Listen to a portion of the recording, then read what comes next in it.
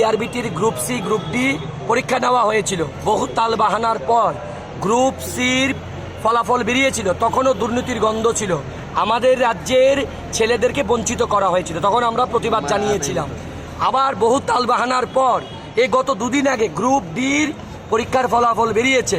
এই ফলাফল বেরানোর আগে আমাদের রাজ্যের মাননীয় যিনি বিধায়ক সুদীপ রায় বর্মন বিধানসভার এই 3 দিনের অধিবেশন চলাকালীন তিনি রাজ্যের মাননীয় মুখ্যমন্ত্রীর কাছে এবং রাজ্য সরকারের কাছে দাবি রেখেছিলেন, চিঠি লিখেছিলেন এবং বিধানসভায় দাঁড়িয়ে বলেছিলেন যে এই গ্রুপ ডিতে এমন বহু ক্যান্ডিডেট আছেন যারা গ্রুপ সিতে উত্তীর্ণ হয়েছেন, অনেকে সেখানে চাকরি করছেন বা অনেকে বহিরাজ্য থেকে আছে, এদেরকে যাতে না দিয়ে আমাদের রাজ্যের যারা ভূমিপুত্র, আমাদের রাজ্যের যারা ছেলে, তাদেরকে যাতে দেওয়া হয়। সেখানে মেরিট লিস্টের পাশাপাশি যাতে আরেকটা ওয়েটিং লিস্ট দেওয়া হয়। কিন্তু রাজ্য সরকার সেদিন ওনার এই কথা কর্ণপাত করেনি, কারণ এই সরকার দুর্নীতিবাজ। এই সরকার রাজ্যের যুবকদের উন্নয়ন চায় না। এই সরকার পয়সার বিনিময়ে, অর্থের বিনিময়ে রাজ্যের যুবকদেরকে বঞ্চিত করছে। তার প্রতিবাদ জানিয়ে যুব কংগ্রেসের সভাপতির নেতৃত্বে আজ আমরা জিআরবিটির অফিসের সামনে আসি। পুলিশ দিয়ে গেট বন্ধ করে দেওয়া হয়। তারপরেও আমরা কিছু যুবক, আমরা যিনি ডাইরেক্টর জিআরবিটির অসীম সাহা, উনার অফিসের সামনে যাই।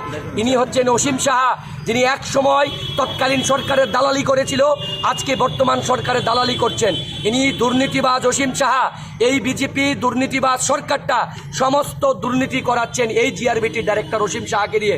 আমরা যখন ওনার অফিসের সামনে আসি গণতান্ত্রিকভাবে ওনার সঙ্গে কথা বলতে, তিনি ভয়ে পালিয়ে যান। তার পাশাপাশি আমরা দেখি জিআরবিটির ক্যান্ডিডেটরা যখন এখানে কথা বলতে আসেন, আরটিআই যেটা দেশের সংসদে আইন পাশ করা হয়েছিল, রাইট টু ইনফরমেশন, সেখানে তাদেরকে বঞ্চিত করে এই অসীম শাহ তাদের সঙ্গে দুর্ব্যবহার করে। আজকে যখন আমরা এখানে আসি, এই ভিতরে যাওয়ার পর আপনারা আসলে দেখবেন একটি ছেলে যারা যে জনজাতি গোষ্ঠীর এসটি সম্প্রদায়ের, সেই 80% 80% সে ছিল ফিজিক্যাল হ্যান্ডিক্যাপ, তাকে পর্যন্ত বঞ্চিত করা হয়েছে। এই সরকার চাইছে কি? তার প্রতিবাদ জানিয়ে আজকে আমরা এখানে আসছি। যতক্ষণ পর্যন্ত অসীম সাহা না আসবে ততক্ষণ আমাদের আন্দোলন জারি থাকবে এবং রাজ্যের যুবকদের সাথে এই রাজ্যের কংগ্রেস এবং যুব কংগ্রেস লড়াই করছে, আগামী দিনও করবে দুর্নীতিবাজ সরকারের বিরুদ্ধে।